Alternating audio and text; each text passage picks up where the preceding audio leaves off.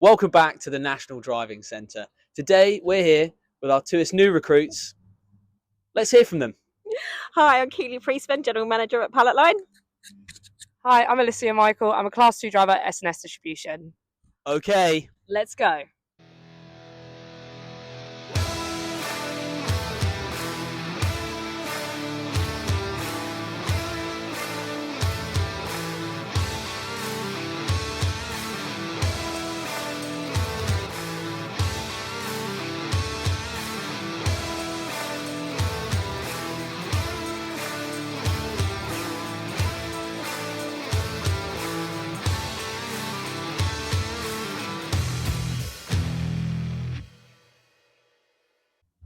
So I guess the thing to start with is you both have Class 2 licences already. Why the step up to Class 1 now? For me, pretty simple. 3 reasons. Firstly, because operationally we get a couple of pinch points during the week when I could just jump in a lorry, be able to go into a customer collection, make life a little bit easier for the team. Secondly, to prove that I can, that the big thing about women in logistics and being able to do it, I want to prove that I can do it. And then thirdly, just so that I can prove to other women out there, try and encourage them into the industry, and just be the whole women in logistics kind of thing. Nice. Alicia? For me, it was also like to prove to myself that I could do it, to be honest. Like, there isn't a lot of women out there that actually do this job, and I wanted to see if I could be a part of it. And also the money. So, come on, the money's always a factor. So how have you found the course so far? Any surprises? Is it harder, easier than you thought beforehand? To be honest, yeah, it probably was a little bit harder than I anticipated. But as the days have gone on, it's got easier. Like anything, like the more you practice, the easier it gets. I mean, sort of, what's the size difference for what you're driving currently on the day job versus 16.5 metres? I mean, I'm currently driving like a 26-ton, like 6-wheeler with rear steers, which is a rigid, so it's a fixed unit. Yeah. So now that I've gone into something that's pulling a trailer and it bends in the middle, like it's a big difference. But like I said, you just get used to it as the days go on. It's nice. I mean, that's in only 4 days as well. I mean, Keely, what about you? Any surprises? I've surprised myself where I've taken the lorry, and in fairness, our instructor Keith was very good at sort of coaching some really tight corners. I was comfortable around a lorry anyway, obviously having to move artic stuff around over the years, but I have surprised myself where you can take an artic around Croydon. Oh yeah, for sure. They are tight bends. Yeah.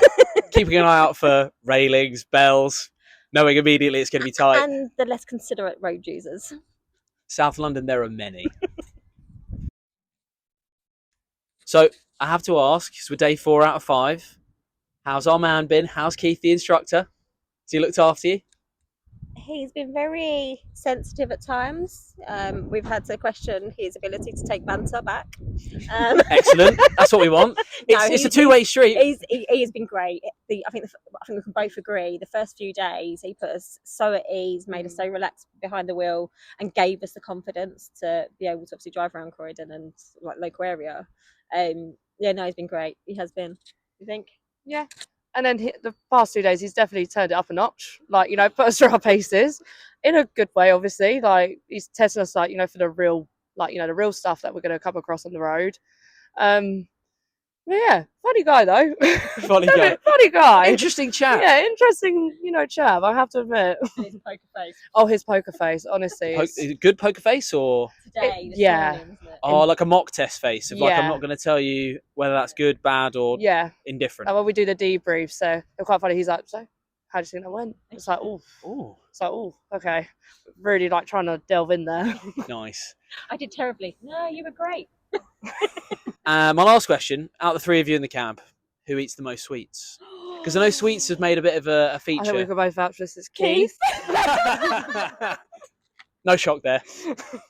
So I think, if I'm correct, at the time of recording, it's less than 4% of the total workforce, driving-wise, are female. Less than 4%, which is crackers.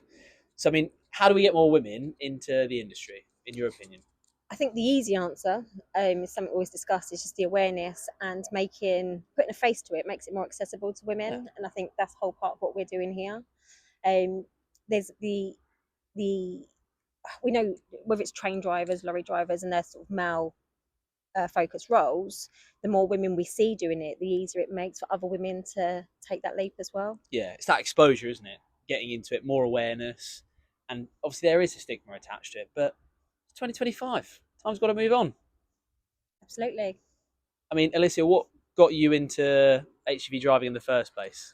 So it was my dad that actually got me into it in the first place, because I used to go and deliver cars for him up and down the country. So driving was always like my thing. Like I was always really good with it, and like doing long distance, like loading, unloading cars. So he kind of made the suggestion, why don't you do it? He was like, shouldn't be a reason why, you know, you shouldn't. Like, you know, it'd be good to have a woman like driver like on the road. But yeah, that's pretty much it. It was just my dad that kind of encouraged me. I think quite a lot of women that come into the industry originally, it's family businesses, sort of the older generation of like run a company, and they sort of fall into it, like the link with your dad typically. But I think now with more and more social media influencers, TikTok stars, Instagram, some of these like women go out there and just film their trucking lives are becoming low-key famous. Like, what do you think of that? I mean, I think it's great, to be honest with you. Like, they're showing like the real stuff on the road as well, like when it's like really difficult, or like the really good times as well, like either staying in the cab or just like in just the real stuff of like being on the road essentially. And it's kind of pushing it out there to show you that it's not scary as well. Yeah, the slightly more glamorous side to it's not always great, is it? No. You know, then they do definitely show the nice side. It needs to be done though. Yeah, oh god, yeah, warts and all. Could you ever be a trunking driver, Keely? Could you ever? It's always been the standing joke that, you know, if it doesn't work out with pallet line, it can always be my fallback career. Really?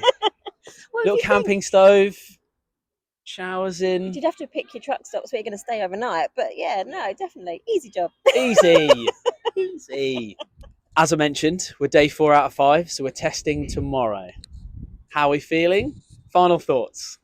I think we'll both be able to say this, we've done as much as we can. Perfect. We've done so much driving, so much effort has gone into it, the concentration, listening to Keith, making sure we take all the pointers that we can. And the thing I'm probably going to take away most is those hash markings, they're mine to use. Getting some elbows out. Nice. So anything on the day, like keeping sort of nerves straight? Have we got any tips for people? Staying calm? Breathe. Just breathe. Remember to breathe. Such a classic, but simple. Yeah. Exactly that. Alicia? Anything to remember for tomorrow? Top tips? Use your mirrors. You will not pass without those. Use your mirrors. Yeah. No, again, mirror. Yeah, literally, like Keith has drilled that into us. Mirrors, blind spot. Yeah, it's kind of second nature to you. Yeah, really, I mean it is, to be fair. Yeah, like, you know, it's what I'm used to. But also like during like, you know, sort of test conditions, like have like a checklist as well, like, you know, in your head. This is what I've done for my class 2 test as well. Like, you know, just when you're approaching like, you know, junctures or whatever, like, you know, do your checklist of like what would you do when you're like practicing essentially. Yeah.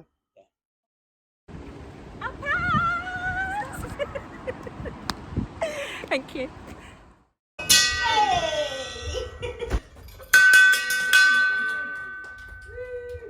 So going forward, what advice would you give to any women thinking about coming into the HGV industry? Looking back and now looking at where we are today, I think in an ideal world, there would be a little open day where lots of like-minded people that want to do their HGV can get together, can do their little conversations, get a great co-pilot to go out with, because it made the whole experience so much easier.